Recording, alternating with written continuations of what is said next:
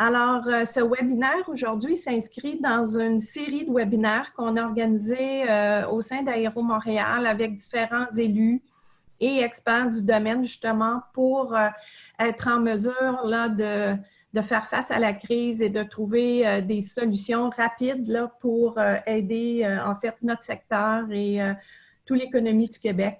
Alors, on a fait récemment beaucoup de vigies d'entreprise. On a distribué des masques réutilisables. Je ne sais pas si vous avez vu, M. le ministre, là, on a distribué 10 000 masques à toutes les PME du Québec pour justement les aider à mettre en place des mesures sanitaires là, qui répondent aux exigences justement de votre gouvernement.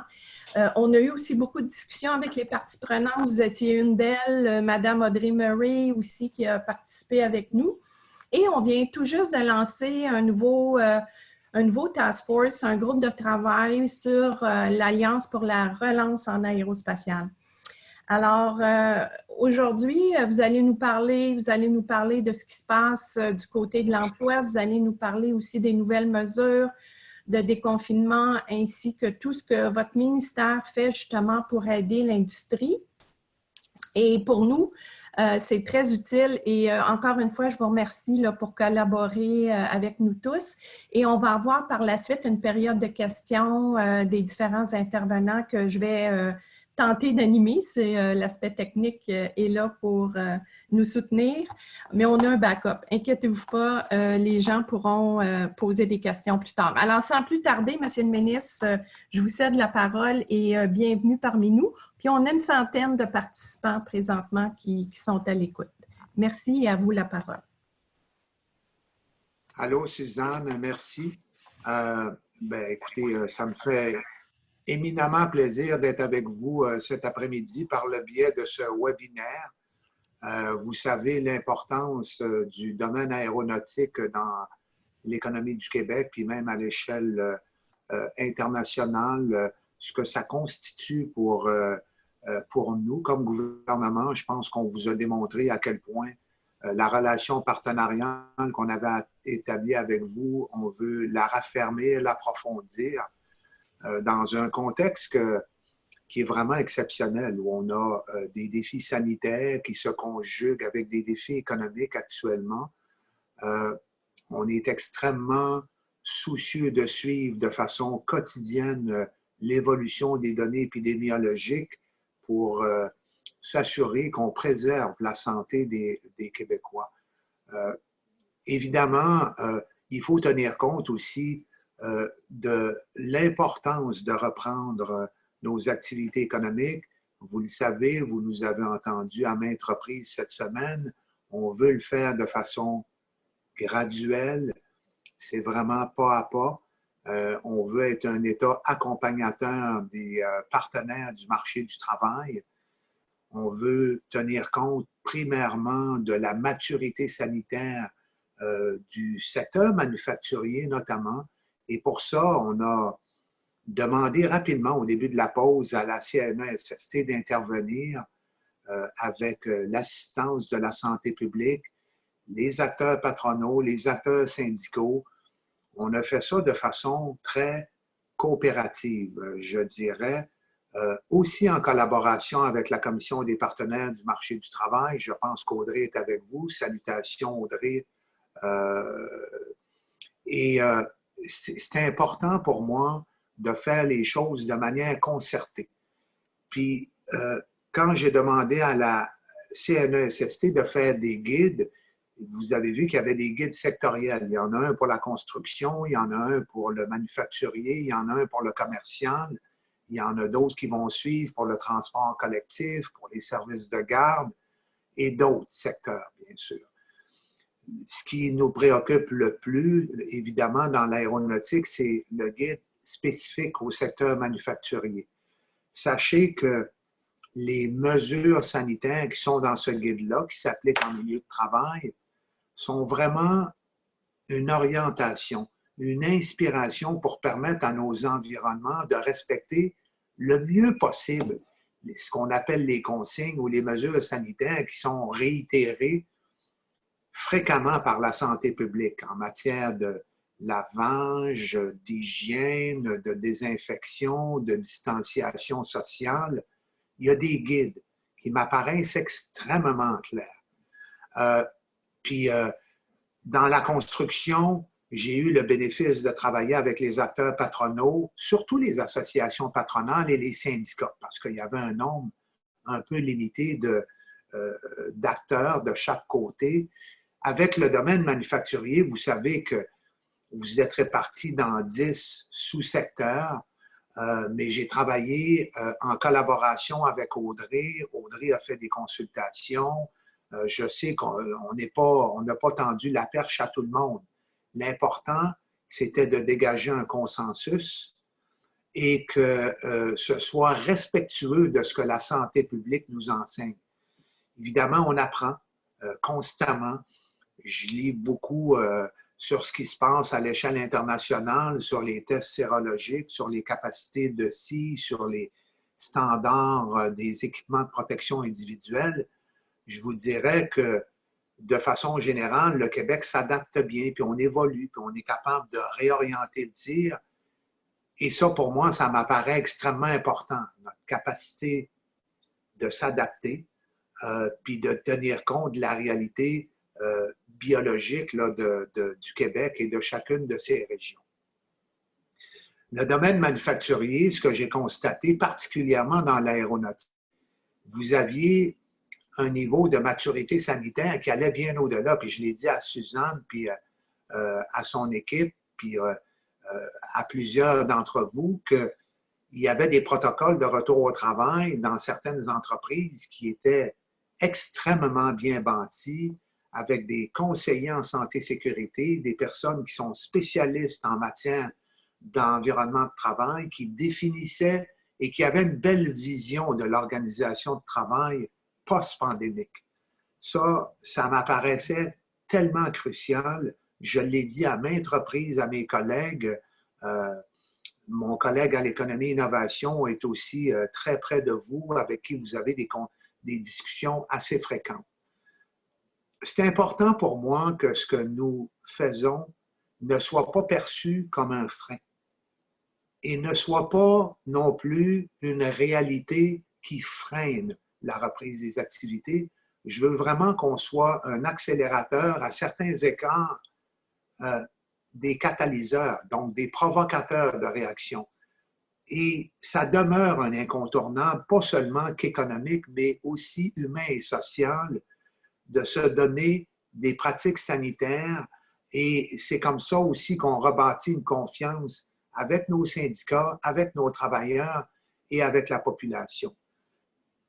Ceci dit, on a mis en place, bien sûr, des mesures, des programmes. On a fait notre travail de la manière la plus complémentaire possible avec Ottawa. Moi, je reparle souvent du PACM parce qu'on a fait ça en collaboration avec la CPMT. Ce que j'aime beaucoup de cette commission-là, c'est qu'elle pratique le paritarisme. Il y a des acteurs patronaux, syndicaux, l'éducation et le réseau communautaire québécois travaillent ensemble, en collaboration. Moi, je reçois des avis, des recommandations de cette commission-là et le PACM est issu aussi d'une collaboration entre mon ministère et la CPMT. Et ça va relativement bien. On est en mode rehaussement des compétences de la main-d'œuvre au Québec et assez fréquemment, je discute de l'impératif découlant de l'augmentation de la productivité. On a souvent parlé des écarts qui existent entre le Québec et d'autres pays membres de l'OCDE. La productivité, ça s'articule autour de l'automatisation, l'informatisation, la robotisation, l'intelligence artificielle, des concepts que vous maîtrisez bien et que vous mettez en application. Mais pourquoi pas profiter de la pause ou de la reprise graduelle des activités pour faire bénéficier votre main-d'œuvre, parfois stratégique, de programmes de formation dont l'offre est extrêmement variée parce qu'elle provient des universités, des cégeps, des commissions scolaires, des ordres professionnels, de groupements collectifs comme les comités sectoriels et autres. Ce n'est pas fermé. Et c'est 100 000 $ par entreprise. jusqu'à concurrence de 25 de l'heure pour les salariés qui bénéficient de la formation. Il y a un 150 de l'heure pour les formateurs externes. Et on peut même entre 100 et 500 000 à la condition d'assumer 50 des coûts. Profitez de la formation et des incidences que vous connaissez, tellement profitables pour chaque entreprise. Je ne veux pas parler trop longtemps. Je veux que vous sachiez que la collaboration que je prêche avec les partenaires du marché du travail, je l'exerce avec mes collègues au Conseil des ministres et dans mon caucus et au sein de notre gouvernement.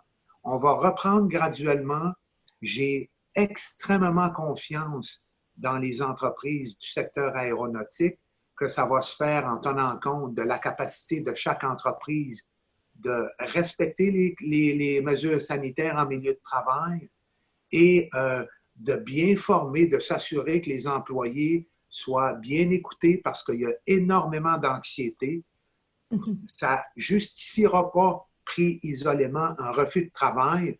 Vous m'avez entendu dans les médias, ça va être vraiment du cas par cas. Si une personne est en santé, répond aux exigences de son travail et que l'entrepreneur fait la démonstration ou l'entreprise qu'elle est à maturité sanitaire, il n'y a pas de raison, à moins de maladie ou à moins d'un autre motif prévu dans une convention collective ou dans la loi, pas de raison de refuser de fragiliser un lien d'emploi pour des raisons d'anxiété. Ceci dit, plus facile à dire qu'à faire, mais la réponse réside dans les habiletés de communication de nos gestionnaires. Suzanne, j'aurais beaucoup à dire, mais j'aime ça utiliser les webinaires pour vous écouter, puis pas simplement répondre à vos questions. Si vous avez des suggestions, des commentaires, n'hésitez pas à le faire. Voilà, Suzanne, en gros, là, c'est ce que j'avais à dire. Excellent. Merci beaucoup, Monsieur le ministre. Puis, on vous entend, on vous écoute, on vous entend très bien au niveau de votre rôle comme accélérateur, comme catalyseur. Pour nous, c'est très important. Vous connaissez en fait l'importance du secteur aérospatial ici au Québec et partout dans le monde. On travaille tous très fort, main dans la main. On a une grappe qui est très inclusive. On regroupe les grands joueurs, les moyennes entreprises, les PME, les maisons d'enseignement, les associations. Alors, tout le monde est autour de la table, incluant le syndicat. Alors, tous ces joueurs-là ensemble, on est concertés, on est solidaires, puis on apprécie beaucoup votre soutien. Et soyez assurés qu'on travaille beaucoup avec vos différentes instances, que ce soit le Conseil Emploi Métropole dans le cas des grappes industrielles. Je sais qu'Audrey Murray, la présidente de la CPMT et du Conseil Emploi Métropole, va être avec nous tout à l'heure pour répondre à des questions. Alors, on vous remercie infiniment à ce niveau-là pour votre écoute et votre action rapide suite aux conversations qu'on a eues la semaine dernière. Et alors, Suzanne, oui, laisse-moi souligner aussi ton immense et ton profond dévouement pour le secteur aéronautique. Tu sais, Suzanne, on s'est appelé, on a eu des discussions seul à seul et à chaque fois, je témoigne de ton, pas de ton acharnement, mais de ta volonté profonde et de ton engagement pour le secteur aéronautique québécois, puis je te félicite pour ça aussi, Suzanne. Bien, c'est gentil, Monsieur le ministre.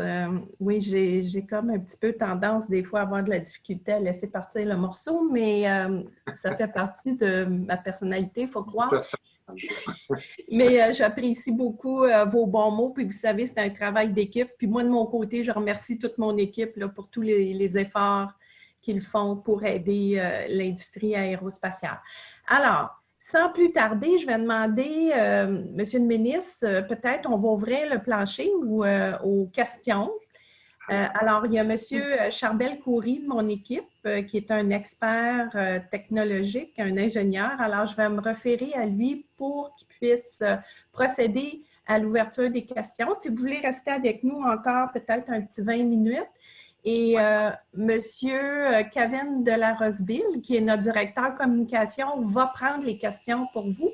et vous les poser en direct parce que j'ai un petit problème technique au niveau d'une autre application qui est Team. Alors, pour ma part, je vais rester silencieuse pour quelques 20 minutes encore, puis je vais vous revenir à la fin. Alors, OK. à toi, Charbel. Merci.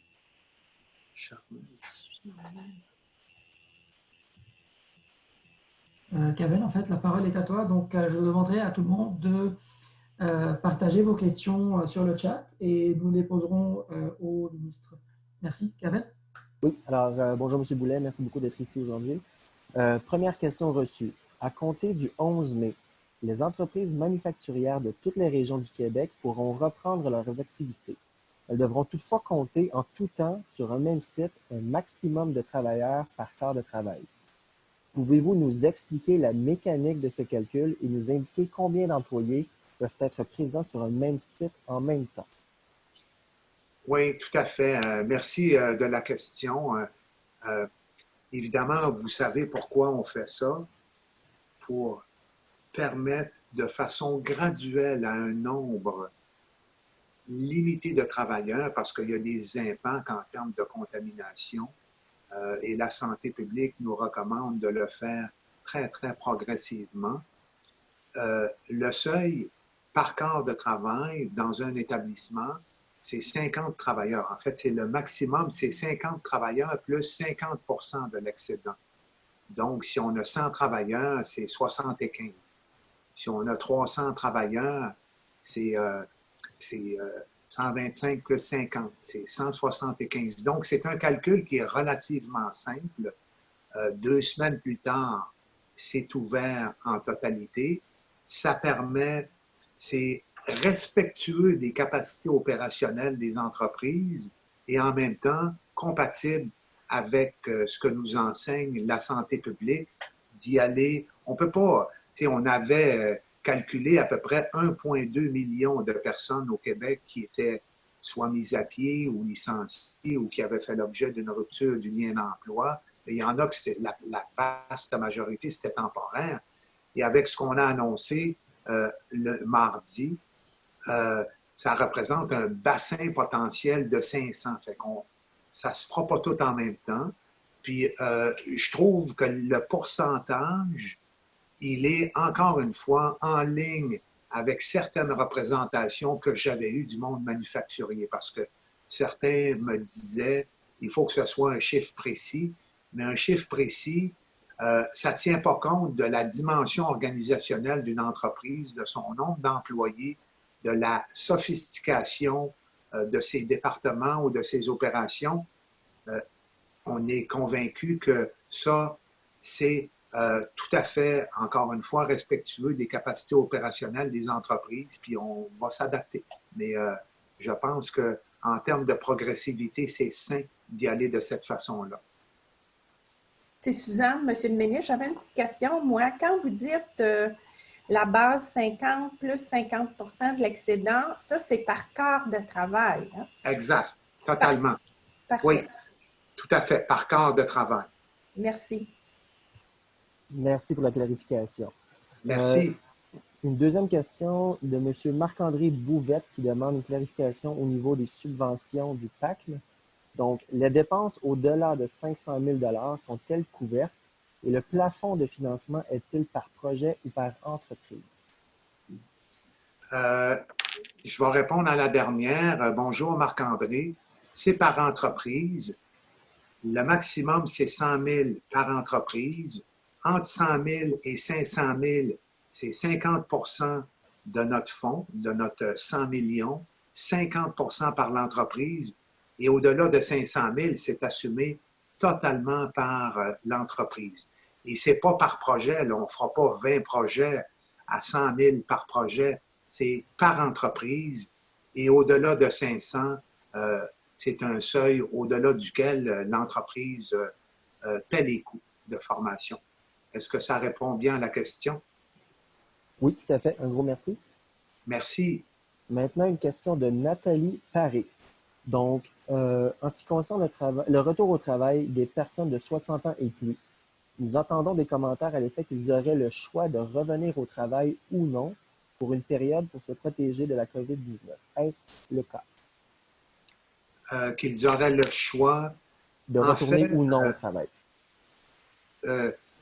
Quelqu'un qui a 68 ans, qui a un bon état de santé, qui répond aux exigences de son travail, puis qui réintègre un milieu de travail parce qu'il est rappelé par son employeur, qui est en mesure de respecter les mesures sanitaires, cette personne-là revient au travail. C'est sûr que je ne pourrais pas la forcer ou on ne pourra pas la forcer si, par exemple, la personne nous dit « j'ai un état de santé précaire » ou « je dois prendre soin d'un proche qui est malade ». Si cette personne-là est syndiquée, elle a des droits en vertu de la convention collective. Si elle n'est pas syndiquée, il y a des droits en vertu de la loi sur les normes du travail. Si elle est malade, bien, ça devra être justifié, mais pas uniquement basé sur l'âge. Comme je ne refuserai pas, les employeurs ne refuseront pas quelqu'un en disant « tu as 60 ans, tu ne reviens pas ». Ce serait de la discrimination fondée sur l'âge. Comme une personne, puis les médias me posent la question, si une personne a peur, mais la peur prise isolément, ce n'est pas un motif qui justifie un retour au travail. C'est sûr qu'une personne pourra avoir une problématique d'anxiété qui peut être documentée, qui pourrait être exacerbée par la situation pandémique que nous vivons. Ça, c'est un cas un peu plus délicat. Il y a des zones grises, mais je ne vous donnerai pas de ligne générale. C'est vraiment du cas par cas. Mais si on me dit oui ou non, c'est sûr qu'on n'empêchera pas, puis il ne faut pas empêcher des personnes qui ont, parce qu'elles ont 60 ans et plus, de réintégrer leur emploi. Et bon, je ne parlerai pas de la PCU, là, dans votre cas, là, ça ne sera pas problématique là, parce qu'on n'est pas dans un domaine où les travailleurs sont au salaire minimum, là, mais c'est la question, c'est la réponse que je dois donner.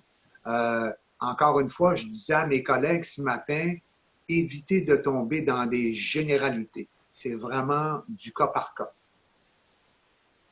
Parfait, merci. Nouvelle question maintenant d'Adrien Abiarini.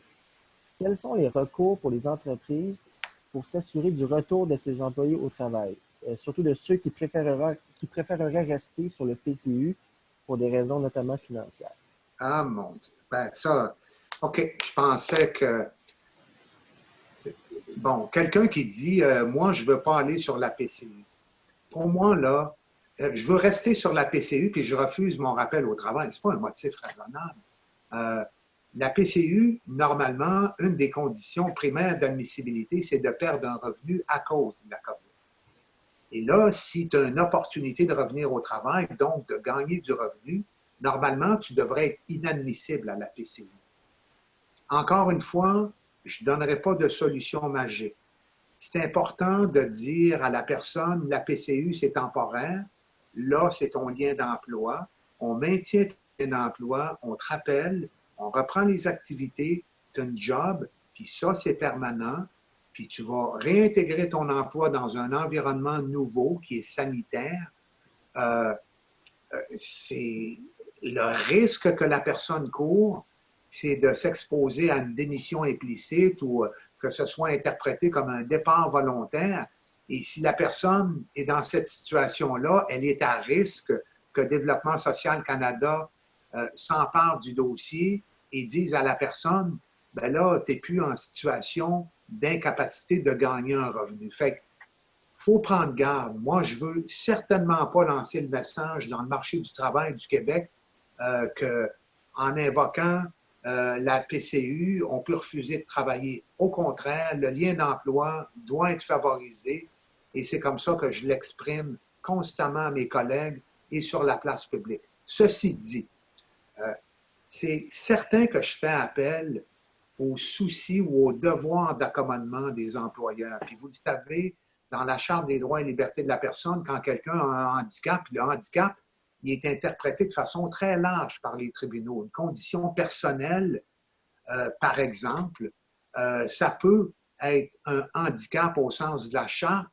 et ça met en relief le devoir d'accommodement de l'employeur, mais un accommodement raisonnable, à moins que ça constitue une contrainte excessive. Fait que je veux vous faire comprendre que nous devons nous adapter à la réalité de chaque cas. Il ne faut pas conclure ou sauter aux conclusions plus rapidement. Il faut que notre gang en ressources humaines ou en santé-sécurité puisse s'asseoir avec la personne qui refuse, bien comprendre la motivation de son refus.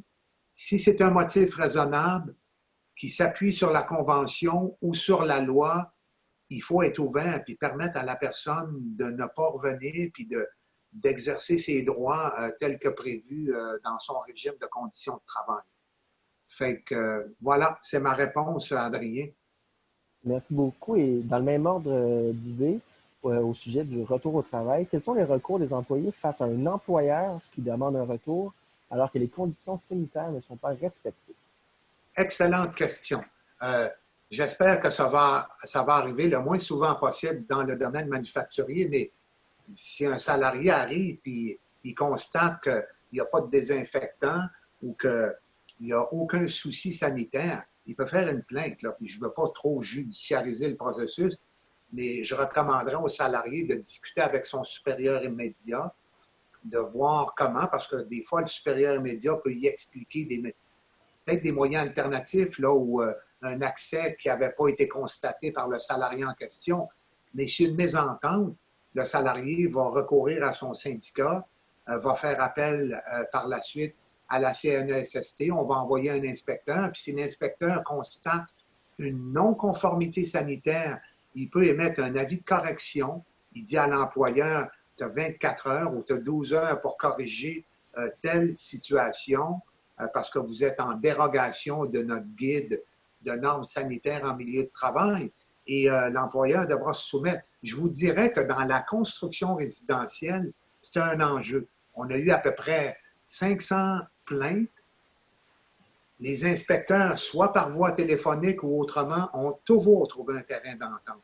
Mais prenez garde, hein, parce que ultimement, les inspecteurs, puis bon, j'ai de mes collègues qui me posent la question, oui, ils ont ultimement, ces inspecteurs-là, des pouvoirs de commissaire d'enquête, découlant de la loi ces commissaires d'enquête, ils pourraient ordonner la fermeture d'une entreprise. Si une entreprise est clairement récalcitrante et qu'elle récidive, qu'elle ne veut pas assurer la santé et sécurité de ses travailleurs, moi je dis, il n'y aura pas de compromis.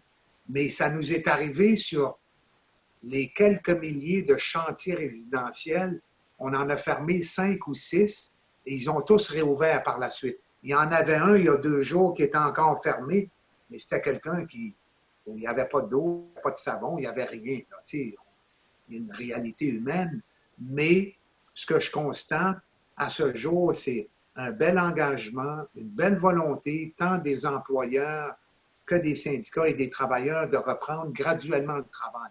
Il faut déconfiner graduellement. Ceci dit, on va s'adapter. Là, il y a beaucoup de pression, vous le voyez. Il faut garder Montréal confiné encore plus longtemps, puis plus longtemps. Bon, en date d'aujourd'hui, c'est pas ce que nous allons faire, mais bon, ça veut pas dire que on reviendra pas un peu en arrière pour s'adapter à des nouvelles données épidémiologiques. Mais faisons-nous confiance, on y va pas à pas, puis moi, je suis convaincu qu'on va réussir. Puis la construction est tellement un beau modèle, moi, qui m'inspire, puis on le fait avec le résidentiel, souvenez-vous, pour atténuer la crise de l'habitation du 1er juillet. Puis là, on va reprendre dans tous les domaines de la construction. Puis le manufacturier, vous le savez, vous êtes les premiers sur la ligne de départ. Fait qu'on vous fait confiance parce que tout le monde va nous regarder dans le domaine manufacturier aussi. Merci pour la question. Avec plaisir. Maintenant, une question de Mme Mélanie Bergeron. Monsieur le ministre, je représente l'École nationale d'aérotechnique, école affiliée au Cégep Édouard-Montpetit. Nous avons un service complet dédié à la formation aux entreprises en aérospatiale pour le maintien et le développement des compétences des travailleurs. Certaines de nos formations sont proposées directement dans nos installations à l'école, en raison notamment de l'équipement spécialisé, des formations pratiques, etc. Donc, avec la réouverture des entreprises, peut-il être envisagé que des formations soient tout de même offertes dans nos installations? Bon, évidemment, quand j'ai présenté le PACM aux médias, c'est sûr que ce qui est nettement priorisé, c'est la formation en ligne, là, la formation à distance. Mais je n'ai jamais exclu la formation présentielle, entre guillemets, évidemment, toujours dans le respect des mesures sanitaires que vous connaissez bien, sans que ce soit privilégié, dans la mesure où c'est requis, dans la mesure où ça s'impose, il pourrait y avoir de la formation, encore une fois, en respectant surtout la distanciation sociale. Fait que voilà, Mélanie, est-ce que ça répond bien? Puis je sais que vous faites vraiment des belles choses à Édouard Montpetit, là, pas que dans le domaine aérospatial, là, j'ai rencontré votre DG à une couple de reprises, là, puis c'est un cégep que je trouve très proactif pour permettre d'accompagner nos entrepreneurs de demain, puis dans le développement non seulement des compétences, mais de vision du futur économique du Québec. Merci, Mélanie. Merci, M. le ministre. Autre question, toujours sur la formation, maintenant de Claude Picard chez Pratt & Whitney. La formation continue de la main-d'œuvre est cruciale dans notre industrie et nous devons et devrons faire de la formation autrement. Par exemple, avec des plus petits groupes, par des webinaires et sur un volet numérique. Donc, pouvez-vous nous assurer que les bureaux locaux qui analyseront les projets PACM feront preuve d'ouverture et seront flexibles pour les différents modèles de formation? Totalement.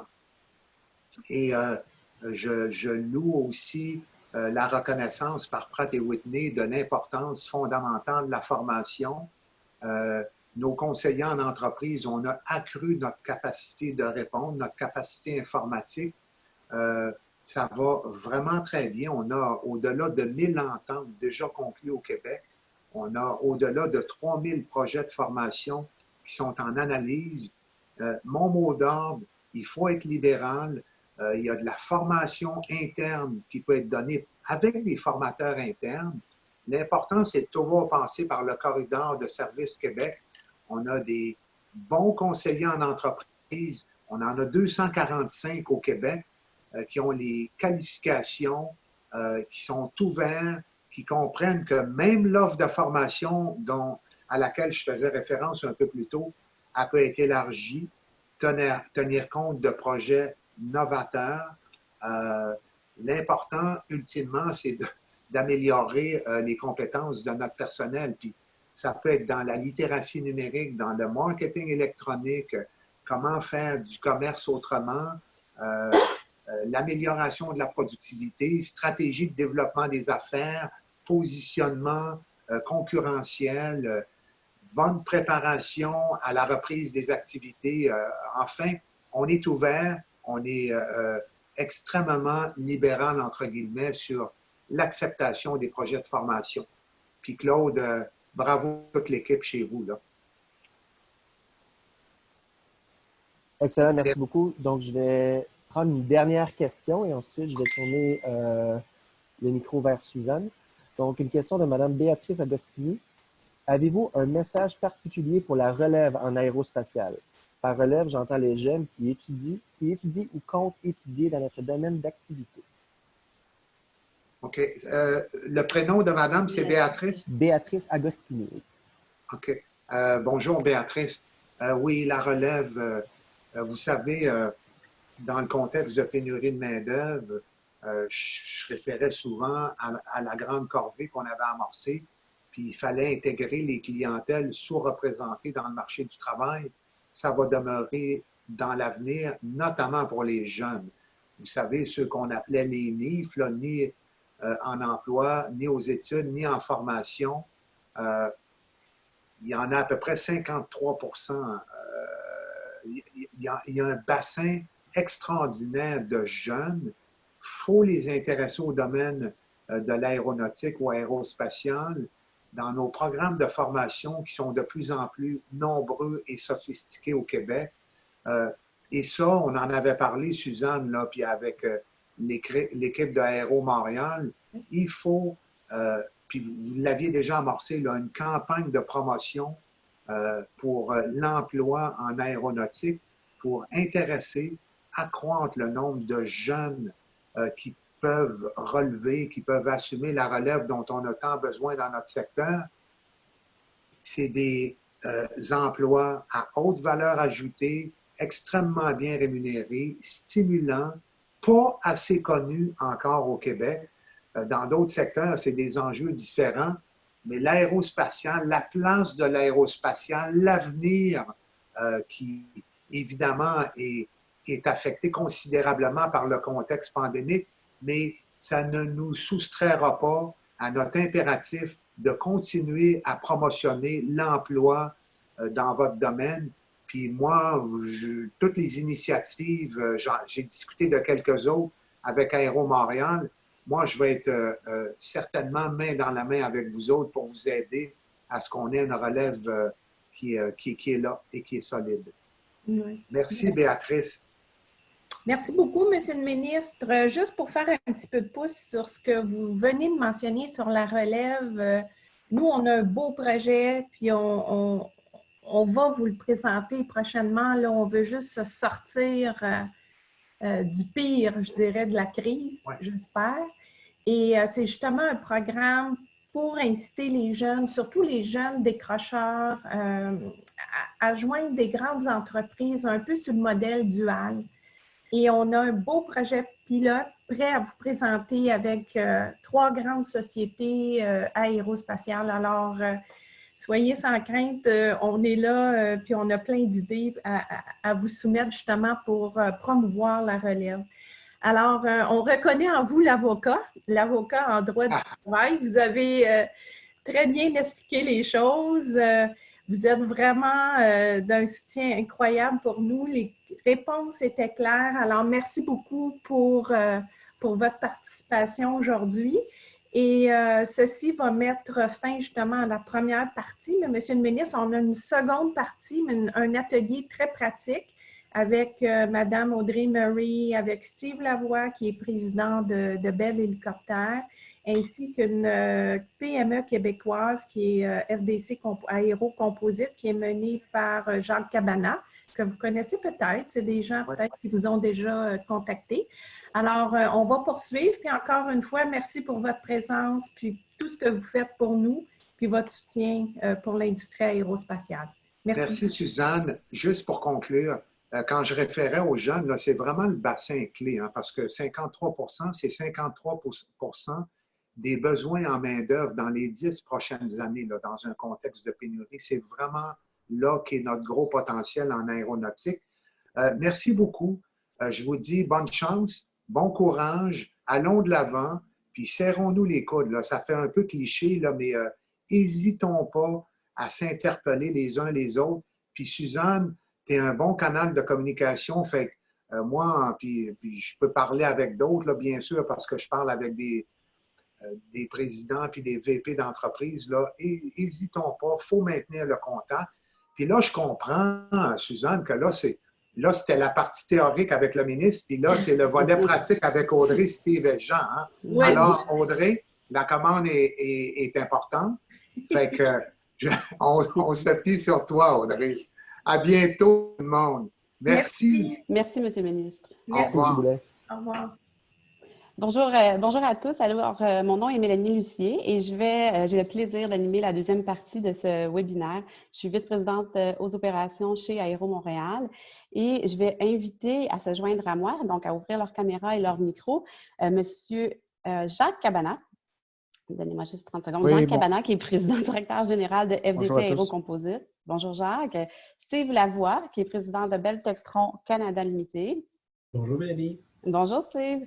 Et Madame Audrey Murray, qui est présidente de la Commission des partenaires du marché du travail.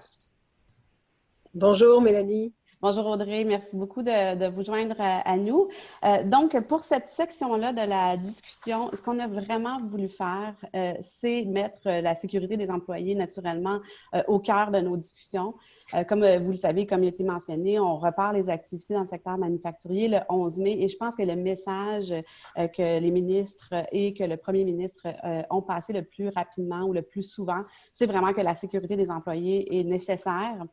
est prioritaire dans la reprise des activités. Donc, vraiment, dès cette annonce-là qui a eu lieu mardi dernier, il y a au même moment le guide de la reprise ou des mesures sanitaires en entreprise publié par la CNSST qui a été mis en ligne. Et c'est ce guide-là qu'on va utiliser un peu pour illustrer nos propos aujourd'hui et un peu cadrer la discussion. Parce qu'il faut savoir que les deux entreprises qu'on a sur le panel aujourd'hui, Bell et FDC, sont demeurées ouvertes au cours des dernières semaines parce qu'ils étaient déclarés services essentiels faisant des activités de défense. Donc, il y a un peu de pratique ici. Ils ont déjà pu pratiquer les différentes mesures à mettre en place. Et ce qu'on avait pensé faire pour vous aujourd'hui, c'est vraiment de prendre chacun des mesures ou des enjeux au niveau du guide et de vous illustrer un peu ce qui a été fait dans ces deux entreprises-là. Donc, on a une plus grande entreprise et une petite PME. Et par la suite, Madame Murray, qui peut intervenir naturellement tout au long de notre discussion, va faire un survol des mesures financières qui sont mises en place pour supporter justement la formation associée à la mise en place de ces mesures-là. Donc, la première mesure qui a été mise de l'avant dans le guide, c'est vraiment l'exclusion des personnes symptomatiques des lieux de travail. Donc, grosso modo, ce qu'on dit dans cette mesure-là, c'est que naturellement, un travailleur qui commence à ressentir des symptômes sur les lieux de travail doit être isolé et porter un masque de procédure. Donc, ça, c'est pour la grande généralité. Mais avant d'en arriver là, il y a des mesures à mettre en place, notamment des questionnaires ou des auto-évaluations par les travailleurs et travailleuses à mettre en place, qu'on peut mettre en place pour éviter d'avoir quelqu'un qui soit symptomatique sur les lieux de travail. Donc, peut-être, on va commencer avec toi, Steve. Je vais te demander de casser la glace et nous illustrer un peu ce qui a été fait chez Bell pour cette mesure-là. Oui, merci Mélanie. Mais bonjour à tous. Bonjour Mme Murray, M. Cabana. Donc, pour nous, l'exclusion des personnes symptomatiques, c'est vraiment la base de la prévention qu'on a mise en place dès rapidement. Monsieur le ministre le mentionnait tantôt, ce n'est pas toutes les entreprises qui ont la chance d'avoir des spécialistes en santé et sécurité, puis nous, on en a. On les utilise beaucoup, ils nous aident énormément. Puis, dès le début, nos spécialistes nous martèlent que la prévention, c'est le numéro 1. Alors, les messages clés au début pour nos employés, c'était si vous avez des symptômes, vous restez à la maison. On a beaucoup encouragé nos employés à rester à la maison dès qu'il y avait des symptômes, en auto-isolation. Puis, on les dirigeait vers les services de dépistage. Et puis, rapidement, on pouvait, par exemple, nettoyer le secteur de l'individu si on avait un doute. Et on attendait que la personne ait un résultat du test pour le coronavirus avant de le réintégrer en entreprise. Donc, c'est encore aujourd'hui la procédure qu'on utilise. Donc, l'exclusion est l'élément numéro 1, que tous ici ont été extrêmement collaboratifs, les employés. Dès que quelqu'un se lève le matin, se sent un peu grippé, fait un peu de fièvre, on lui dit « tu prends ta température, tu appelles ton supérieur, tu appelles notre service de santé, mais surtout, tu ne te présentes pas ». Donc, ça a été ce qu'on a fait dès le début. On tient à l'écart toutes les personnes qui pourraient représenter des symptômes. Parfait, merci. Merci Steve. Et Jacques, de votre côté, je pense que vous avez un questionnaire et même une prise de température, c'est ça? Oui, exactement. Au fait, je pense que, comme Steve l'a mentionné, je pense que le plus important, c'est d'avoir un plan. C'est sûr que nous, lorsqu'on a repris nos activités il y a 4-5 semaines maintenant, il y avait des indications de la santé publique, mais il n'y avait pas un guide intéressant comme a été préparé dans les derniers jours. Donc, c'est d'avoir un plan, de communiquer aux employés, puis que tout le monde le sache. Nous, on faisait le point une fois par jour, le matin à l'entrée. Ça se fait souvent au début du corps de travail.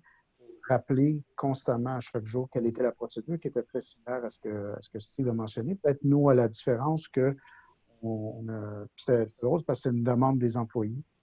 On prend la température tous les jours, le matin et le soir avant de quitter. On a un log sur lequel on marque ça. Évidemment, c'est sur une base volontaire dans notre cas. Puis 100% des gens souhaitent participer. Et puis, avec ça contribue, le fait d'avoir un plan, le fait que ça soit communiqué, ça contribue au sentiment de sécurité.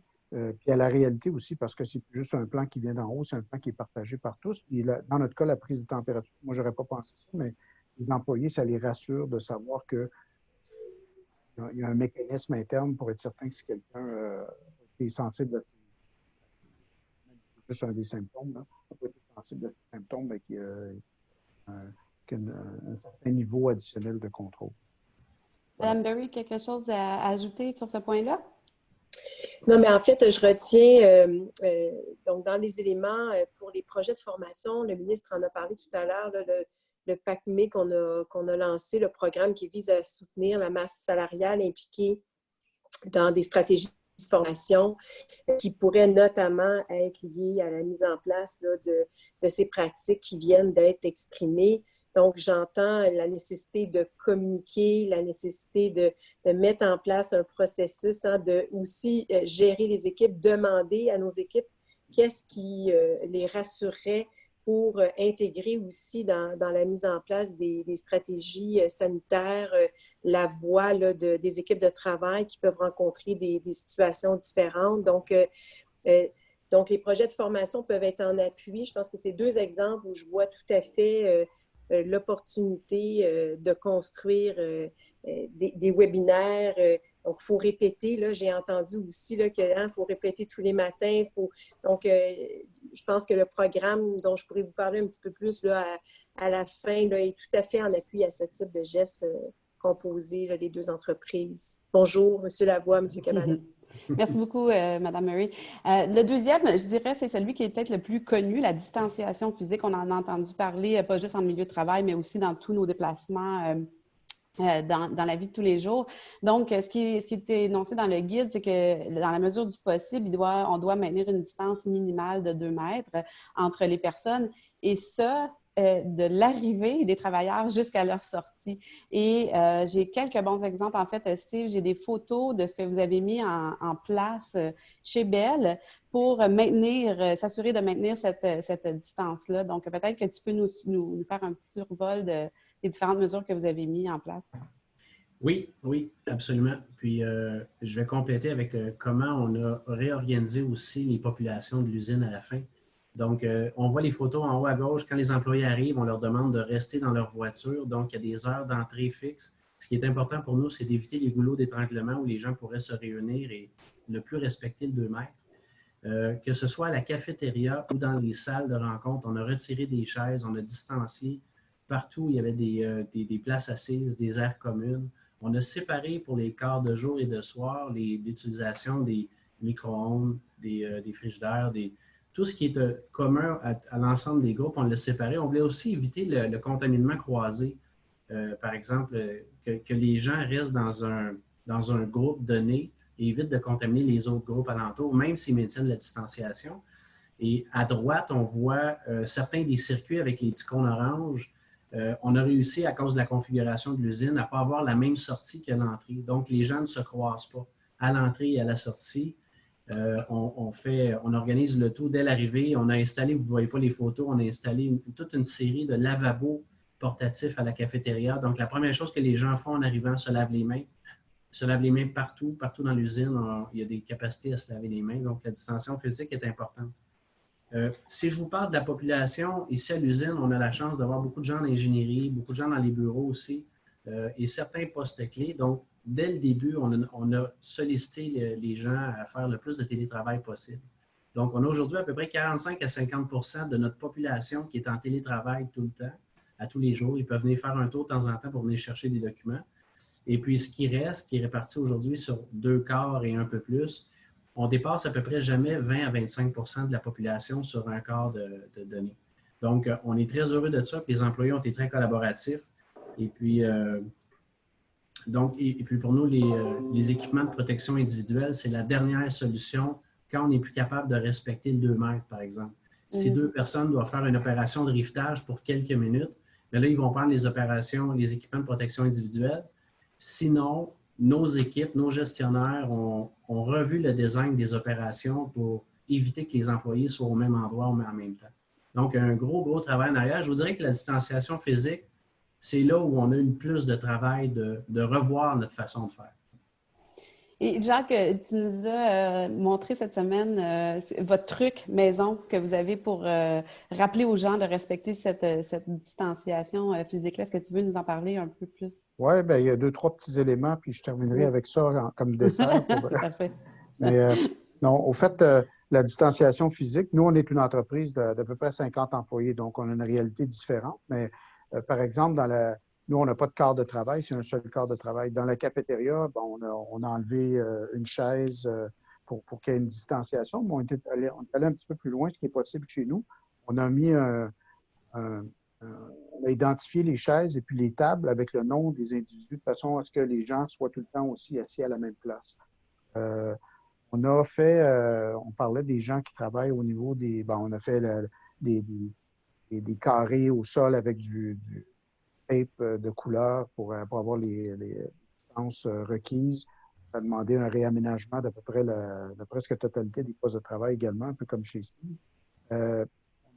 Pour les employés de bureau, on a fait des réunions, de plus en plus des réunions virtuelles. Par exemple, même lorsqu'on est au bureau, il y a quelques personnes qui ont fait du télétravail, mais il y en a, puisqu'on est petit, il y a souvent besoin d'être ici, mais par exemple, une réunion opérationnelle quotidienne à chaque jour, avant, on se réunissait dans la salle de conférence.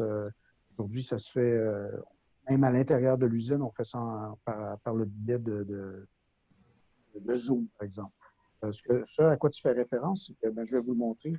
Même, j'ai une affiche sur moi, donc tous les employés portent une affiche qui nous rappelle qu'il faut garder 2 mètres de distance. Autant dans l'usine que dans les bureaux, même s'il y a un visiteur qui vient, on y accroche la petite affiche. De façon à ce que lorsqu'on arrive face à quelqu'un, ça nous rappelle en regardant une autre personne, oups, c'est vrai, il faut garder un 2 mètres de distance. Fait que, ça, la fiche, par exemple, c'est une suggestion qui est venue d'un employé. Ah, puis je pense que c'est brillant parce que comme humain, on a tendance à toujours vouloir se rapprocher des gens. Donc, l'effet visuel, je pense, est extrêmement, c'est peu coûteux, puis c'est hyper punché pour... C'est ça. Puis au début, c'était des trucs autocollants, puis il fallait les changer chaque jour, sinon plusieurs fois par jour. Puis maintenant, on a des petits trucs un peu comme des tags de visiteurs. Là. Mais honnêtement, ça, c'est une petite mesure qui ne coûte rien puis qui a un impact certain. Oui, de renforcement, absolument. La troisième mesure, est-ce que, Mme Murray, vous aviez quelque chose à ajouter ou je passe déjà au prochain point? Oui, ça va. OK, parfait. Excellent, merci.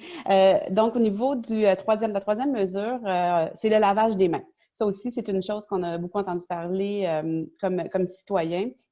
Donc, la mesure générale qui est mentionnée, c'est qu'il faut se laver souvent les mains avec de l'eau tiède et du savon pendant au moins 20 secondes ou avec une solution hydroalcoolique à 60 %, donc du bon vieux Purel, si on est capable d'en trouver.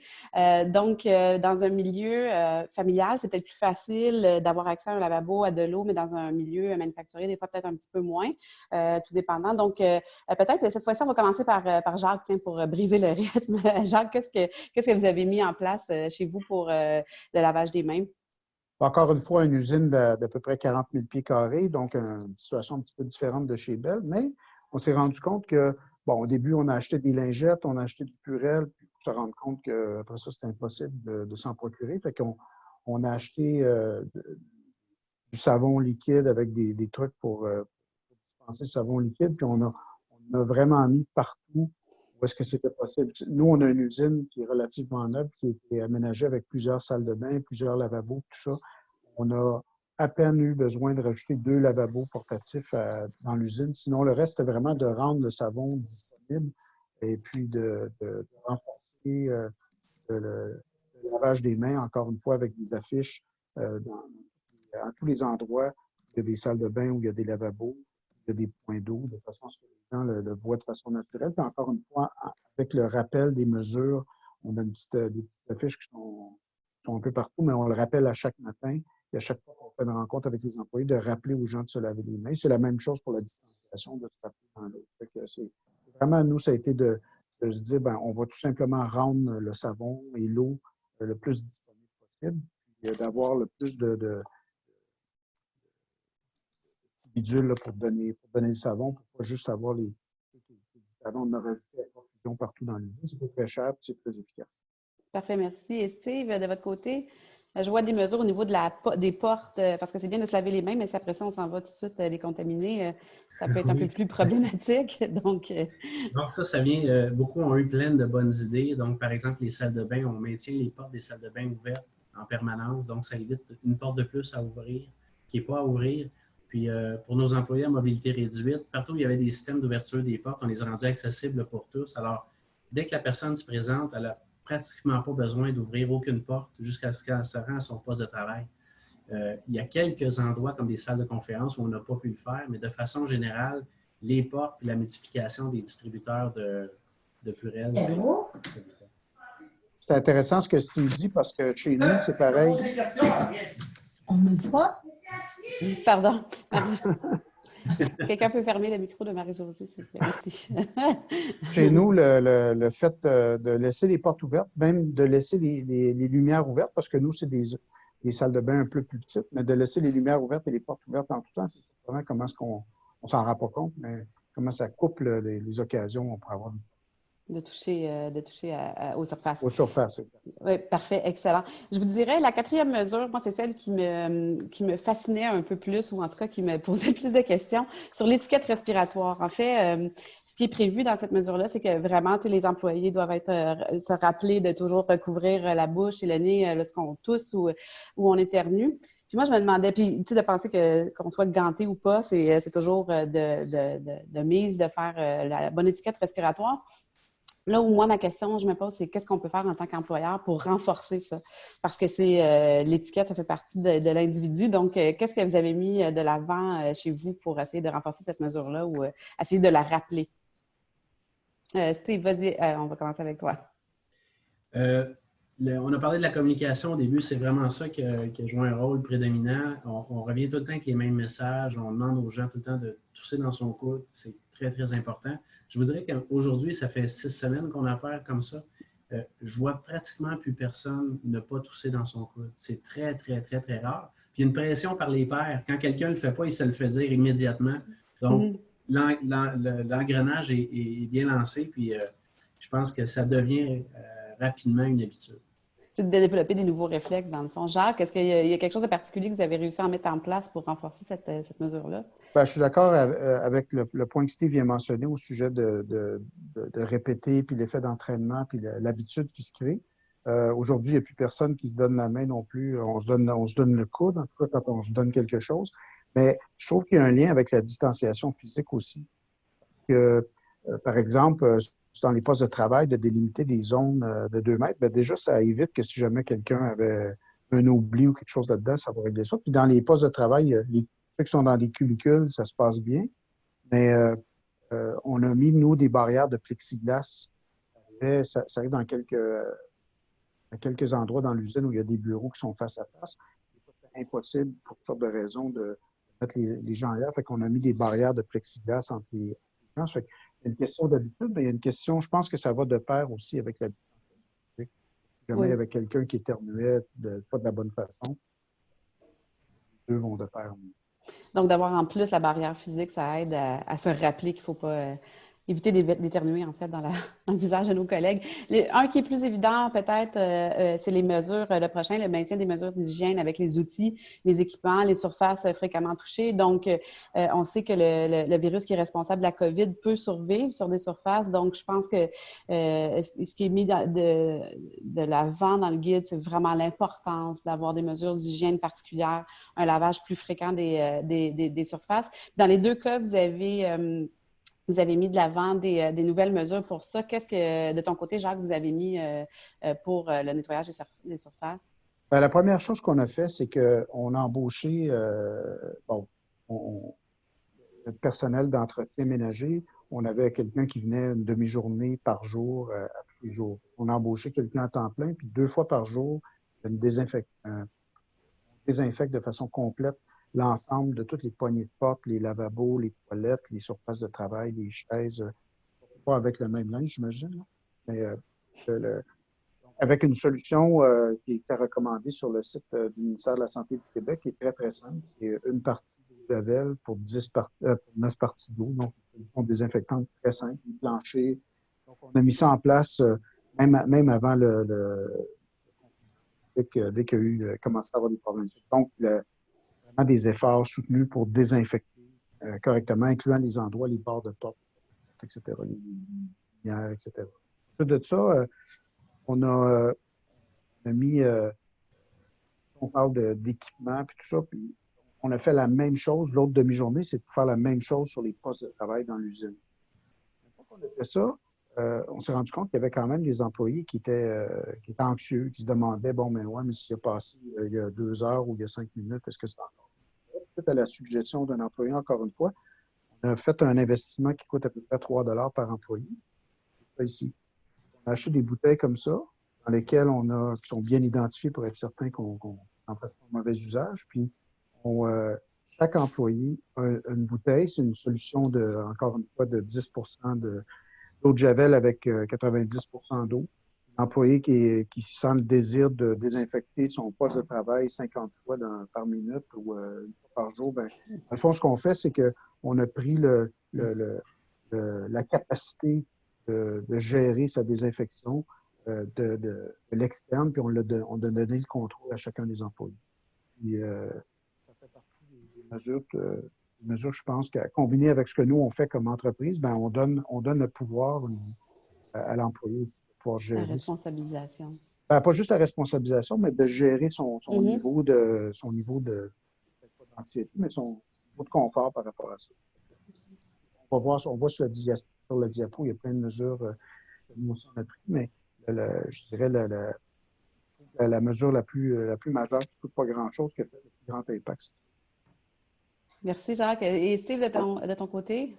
Jacques a couvert plein de choses maintenant. Donc, oui, au niveau du Purell, des désinfectants, donner aux individus la chance de nettoyer eux-mêmes quand ils le veulent. Mais entre chaque quart de travail, on nettoie les salles de bain, les surfaces, les coffres à outils, les outils des employés.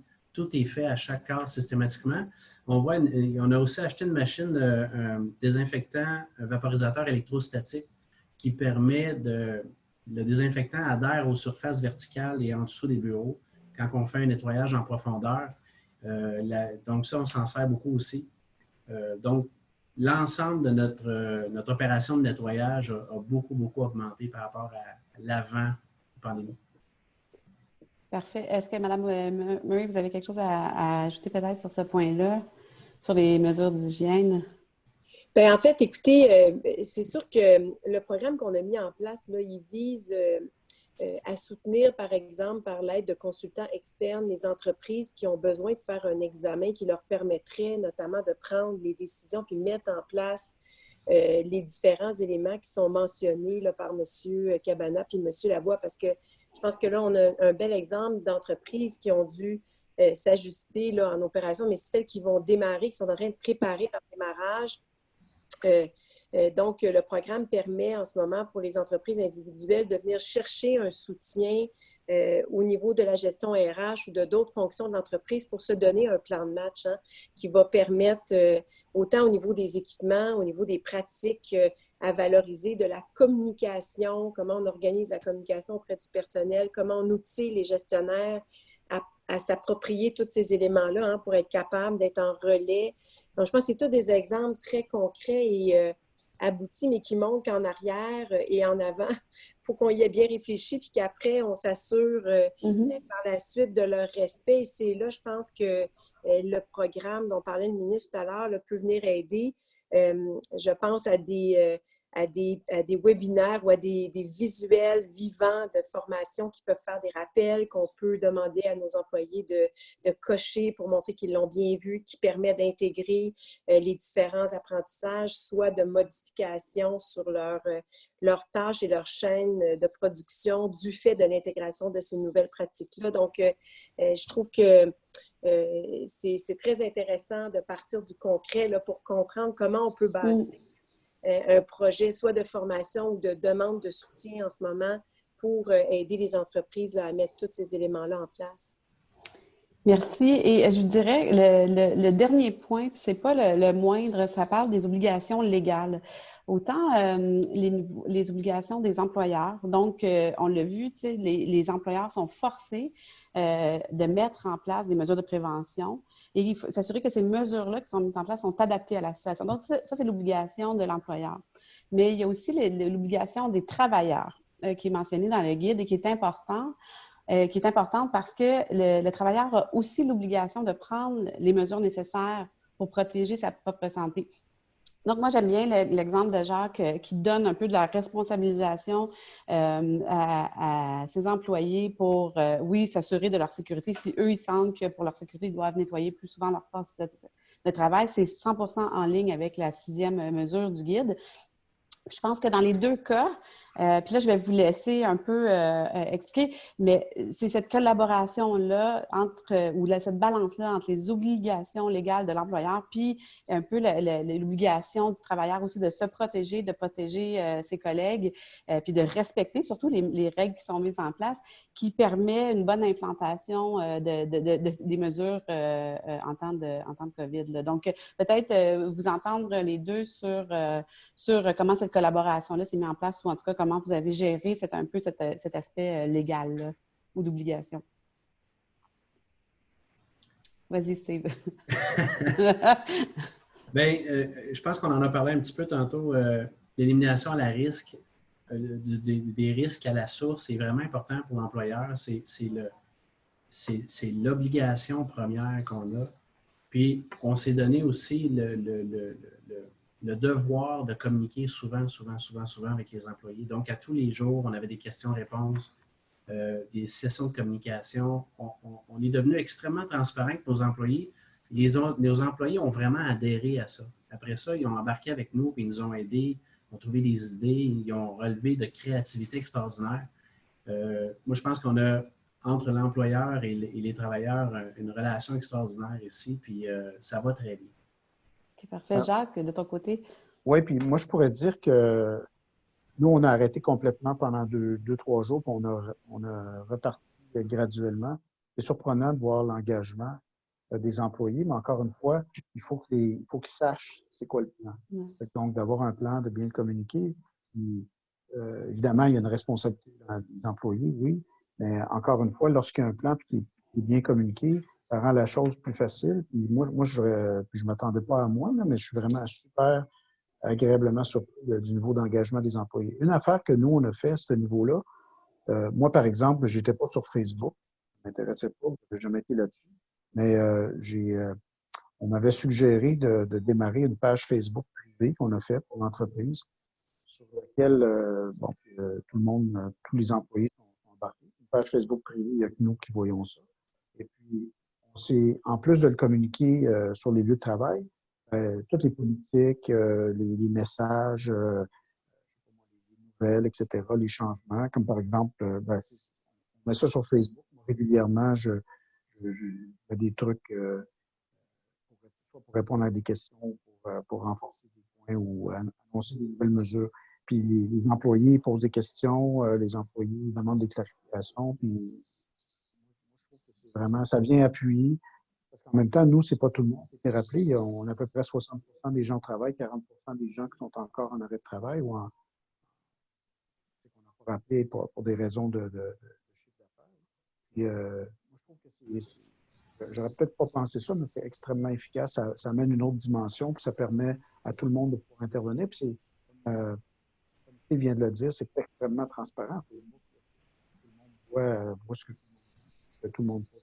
Je trouve que ça vient appuyer cette notion-là d'implication des employés dans ce cas-là. C'est autant pour les questions d'hygiène que des questions de retour au travail puis de situation. Oui, absolument. Puis c'est des choses qui ne coûtent pas cher à faire, qui prennent, oui, du temps, mais il faut y penser, puis juste de l'animer.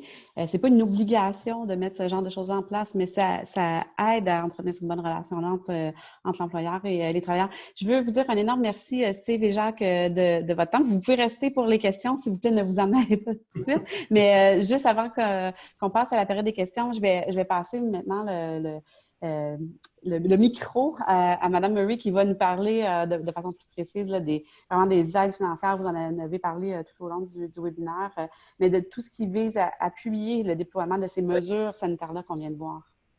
Oui, effectivement. Donc, quelques minutes là, pour favoriser l'échange avec les participants. Mais l'idée, c'est que quand on a lancé ce programme dont le ministre a fait état, je pense que c'était notamment pour aider les entreprises à déjà planifier leur reprise et le fait qu'on allait devoir mettre en place de façon fort possiblement pérenne, hein, parce qu'on pense que ça va durer longtemps dans le temps, des pratiques adaptées aux nouveaux enjeux sanitaires qu'on rencontre. Donc, à partir de ce qui vient d'être présenté, peut-être juste rappeler là, les grands paramètres du programme. Dans le fond, il est généreux dans la mesure où il peut payer jusqu'à 100% du salaire des individus. Il s'adresse autant aux gestionnaires qu'aux équipes de travail qui sont en opération. Et je comprends des deux témoignages qu'on a eus là, hein, que la plupart des entreprises n'ont pas nécessairement 100% de leurs gens puis gèrent maintenant leur quart de travail. Donc, ça veut dire que vous pouvez avoir des employés qui sont disponibles s'ils ne sont pas en emploi, à être dans une activité là, de formation. Puis donc, le programme vise à soutenir leur salaire puis tous les frais liés à la formation. Donc, ça, c'est le premier type de projet que vous pourriez soumettre en lien avec les pratiques qu'on vient de prendre connaissance. Puis l'autre volet, c'est que les entreprises individuelles peuvent également présenter des projets pour demander un soutien à l'amélioration de la gestion de ressources humaines ou d'autres fonctions dans le contexte qu'on vit actuellement. Donc, si dans votre diagnostic, dans votre gestion de risque, là, vous voyez que l'intégration, par exemple, de ces nouvelles pratiques sanitaires vont mettre de la pression sur votre capacité de communiquer avec vos employés, sur les habiletés de communication même de vos gestionnaires, mieux les outiller là, pour qu'ils soient en mesure de le faire. Si vous vous rendez compte que vous devez revoir vos processus de travail, réorganiser votre prestation de service, le lien dans l'expérience avec vos clients externes aussi qui va évoluer du fait de la distanciation ou des nouvelles pratiques à mettre en place. Bref, tant au niveau de la formation que du conseil, vous pouvez venir chercher un appui financier pour vous soutenir dans le développement de ces stratégies-là. Bon, le programme, on l'a réfléchi là, un peu pour la période de crise, donc il se termine le 30 septembre. On est en train, on espère pouvoir lancer une phase 2 là, qui serait pour accompagner la relance. La demande est au rendez-vous. Et donc, on pense qu'il y a un intérêt aussi à le maintenir plus longtemps. On pense que les entreprises, on est au début hein, du retour là, de cette difficile crise et donc on sait qu'on aura probablement besoin dans le temps, même pour la mise en place des mesures sanitaires, le ministre en faisait mention, on a des nouvelles données hein, qui nous sont communiquées par la santé publique là, sur une base régulière. Donc, ça exige aussi cet aspect-là pour les entreprises d'être un peu en veille et à l'écoute pour introduire des nouvelles pratiques. Donc, je pense que les projets que vous pourriez nous soumettre pourraient prévoir aussi justement une mécanique, des outils, des plateformes, des éléments plus pérennes pour venir appuyer vos efforts de communication, formation, sensibilisation de votre personnel. Dans le plus long terme, naturellement, tu sais, des choses qui vont pouvoir rester post-COVID, parce qu'il y a plein de choses qu'on va faire différemment un coup que la crise sera passée. Tu sais, par exemple, mettre une politique de télétravail permanente, c'est-à-dire, ou en tout cas des mesures comme ça pourrait faire partie de ce programme-là. Merci beaucoup, Mme Murray. Je vais demander maintenant à Charbel peut-être de vous... Mélanie, j'aurais peut-être un dernier point. C'est intéressant par rapport à ce qu'Audrey vient de mentionner. C'est que nous, on a pris l'attitude que ce qu'on fait là, ce n'est pas des mesures temporaires, c'est des mesures permanentes. Donc, on pourrait se dire, on va faire ça une couple de semaines, puis nous on s'est dit, ben la réalité d'aujourd'hui, on ne sait pas quand ça va finir, fait qu'on a fait ça comme si c'était des mesures permanentes. Ça a un impact aussi dans la façon qu'on s'organise. Puis, nous, ça fait 6 semaines qu'on dit ça, à peu près 5-6 semaines, puis on voit que il faut le rappeler constamment parce que m'en est où, puis un petit relâchement, il faut mettre l'emphase. Puis, donc, en tout cas, nous, on a pris cette attitude-là un peu par rapport à ce que Audrey disait. Je pense que si on dit, bon, on fait ça pour une couple de semaines, puis après ça, on fait comme avant, on a pris l'attitude de dire, ben dorénavant, c'est comme ça qu'il faut opérer dans une usine. C'est une bonne attitude, je pense, à avoir, parce qu'on ne peut pas planifier pour ce qu'on ne connaît pas encore. On ne sait pas ce que l'avenir va nous réserver. Je vais demander à Charbel peut-être d'expliquer aux gens comment fonctionner pour les questions, mais je vous garde encore quelques minutes pour que vous puissiez répondre aux questions. Donc, Charbel, à toi. Oui, bonjour. Donc, tel que j'ai déjà demandé sur le chat, je vous demande de nous envoyer vos questions par écrit et nous allons les lire une question à la fois. Donc, j'en ai déjà quelques-unes. Je vais commencer par la première que nous avons obtenue. Donc, quel a été le plus gros obstacle ou défi que vous avez eu à surmonter lors de la mise en place de vos mesures de santé, sécurité? Peut-être, Steve, tu veux commencer?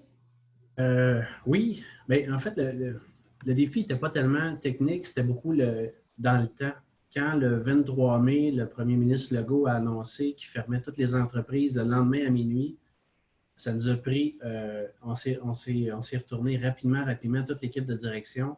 Puis il restait des choses à implanter avec les dernières mesures qui étaient annoncées. Donc, ça a été une semaine extrêmement intensive, même les 2 semaines très intensives.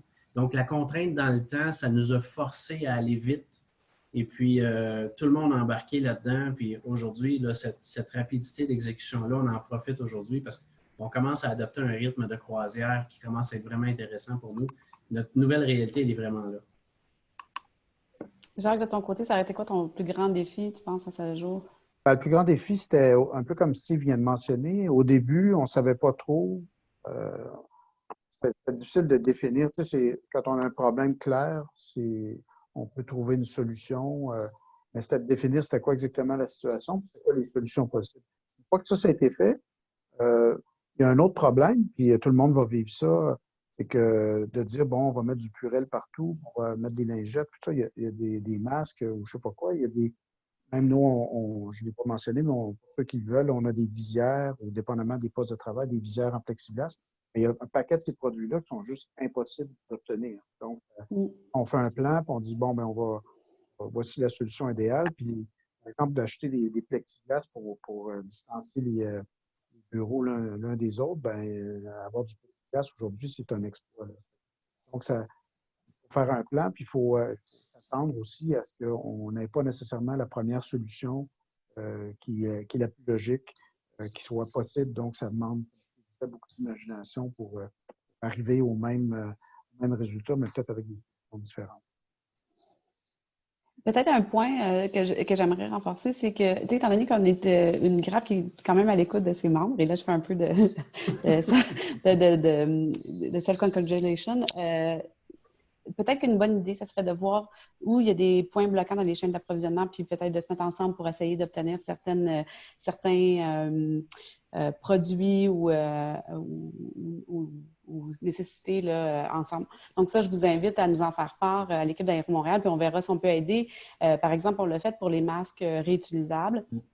On a lancé cette semaine, qui sont à être utilisés de façon très, très particulière. C'est pas quelque chose qui peut être porté 8 heures par jour, par exemple, dans les usines. Sauf que nous, on s'est assuré d'un approvisionnement à bas coût pour toutes les entreprises de l'aérospatiale. On a même acheter une certaine quantité qu'on distribue gratuitement aux PME manufacturières parce qu'on sait que dans le temps qui reste avant l'ouverture, ça peut donner un coup de main parce que le temps de trouver le fournisseur, de le sécuriser, d'avoir les bonnes quantités, on était conscient que ça pouvait être peut-être problématique pour des plus petites PME. Donc, c'est quelque chose qu'on a mis de l'avant. Mais on est ouvert à vos autres demandes de ce genre-là. Si vous cherchez des gels, des désinfectants, des choses comme ça, on peut peut-être essayer de refaire la même chose. C'est ça, parce qu'il faut savoir que c'est un peu le Far West en ce moment pour le prix de ces choses-là, c'est multiplié par 5, par 10, par 20. Puis en se mettant ensemble, on peut quand même avoir un rabais de volume qui est intéressant, ce qu'on a fait pour les masques. Là. Donc, plutôt qu'ils coûtent 15 pièce, ils coûtent 6 pièce parce qu'on a garanti une certaine quantité aux fournisseurs. Donc, c'est le genre de choses qu'on vous invite vraiment à faire part à l'équipe d'Aéro Montréal. Je m'excuse, on a pris beaucoup de temps pour la première question. Charbel, j'y vais pour la deuxième, désolée. Justement, la deuxième question, c'était parfait la discussion que vous aviez parce qu'on parlait justement de Purell qui est difficile à trouver au détail. Et c'est une question qui dit, peut-on considérer de larges commandes en gros gérées par une entité comme Aéro Montréal? Oui, absolument. En fait, je vais répondre pour mes invités. Dans ce cas-là, d'ailleurs, on en a parlé en équipe ce matin, vu le succès qu'on rencontre avec les masques, qu'on voit que c'est apprécié par les entreprises. On a demandé, comme je vous disais, de faire la liste des choses que vous avez besoin. N'hésitez pas. Je ne veux pas garantir de résultats parce qu'il y a des choses que, si vous avez de la difficulté à trouver, peut-être qu'on aura de la difficulté à trouver aussi. Mais c'est sûr que plus on se met ensemble, plus on garantit des quantités. On est une industrie qui a la chance d'être mobilisée, Suzanne l'a dit tantôt.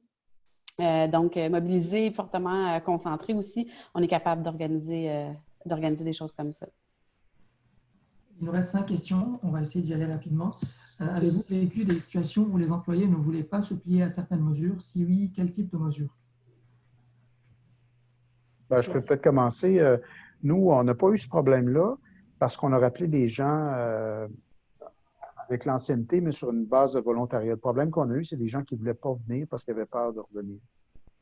Puis, ça, ceux qui avaient un problème à ce niveau-là, c'était vraiment de les rassurer, de leur expliquer qu'est-ce qu'on avait comme mesure en place et de les mettre en contact avec des gens qui pouvaient leur expliquer comment eux ils se sentaient. À ce niveau-là, Facebook aussi, on a utilisé Facebook, le Facebook privé, pour que les employés qui étaient déjà revenus au travail fassent des témoignages sur ce qu'ils faisaient en termes de mesures d'hygiène, de conditions, etc. C'était pas tellement des employés qui ne voulaient pas se prêter. Moi, dans mon cas, c'était des employés qui avaient peur de revenir. C'est la même chose de ton côté, oui? Ben oui, j'allais répondre la même chose. Nous, on n'a pas personne qui a refusé d'adopter un des nouveaux processus ou des procédés qu'on a mis en place. C'était vraiment les gens qui avaient de l'anxiété, qui disaient « Ah, je ne sais pas, je préfère rester à la maison. » Donc, on est resté agile, on est resté flexible. Puis aujourd'hui, il y en a, à ma connaissance, il n'y en a plus.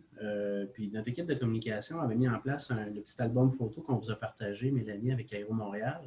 Puis ça, quand les gens amènent ça à la maison, ça rassure la famille, puis ça rassure les conjointes que quand les gens viennent travailler, ils sont dans un milieu sécuritaire.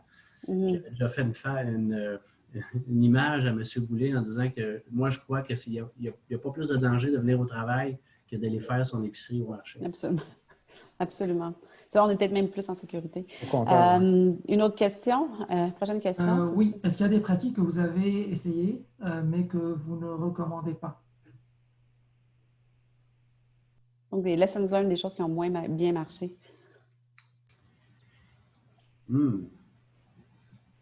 J'en vois pas. C'est sûr qu'on s'est ajusté. Quand on a implanté quelque chose, par exemple, un matin, puis là, on se rendait compte qu'il y avait beaucoup de gens qui arrivaient en même temps.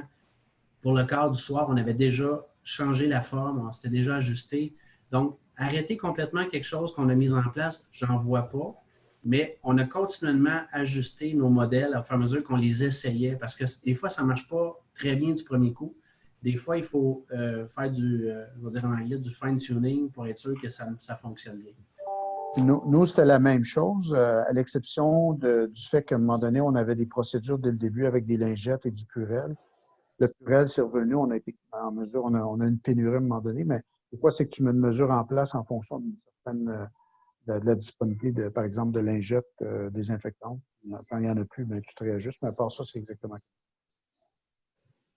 Dans son guide sur les chantiers de construction, la CNESST mentionne que si la distanciation physique de 2 mètres ne peut être respectée pour une durée supérieure à 15 minutes, sans barrière physique, des mesures doivent être prises pour protéger les travailleurs. Or, dans leur guide du secteur manufacturier, cette notion de temps est absente. Quelle est votre interprétation de cet écart entre les deux guides?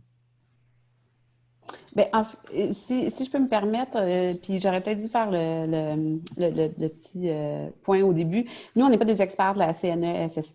Ce que je vous propose de faire pour cette question-là, c'est de vraiment la prendre en note. On va la garder, puis je vais vous envoyer une réponse précise puis un avis, parce que là, c'est très pointu. Puis je pense que c'est une question qui relève plus de la CNESST que des gens qui sont sur le panel ici, parce que je ne voudrais pas que ça soit interprété d'une façon qui n'est pas en lien avec ce que la CNSST avait comme intention dans leur guide. Donc, pour celle-ci, je vous promets une réponse, mais en différé. Et aussi, ce que Mme Murray nous a promis ce matin, c'est un expert en CNSST pour dans quelques semaines, en fait, ou dans presque 10 jours ou 2 semaines, pour vraiment venir répondre à vos questions pratico-pratiques sur les guides, sur les mesures.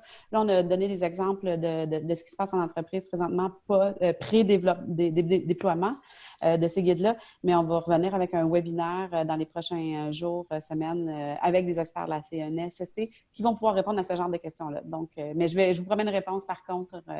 Donc, on la publiera sous le lien web qui va donner le lien vers l'enregistrement du webinaire.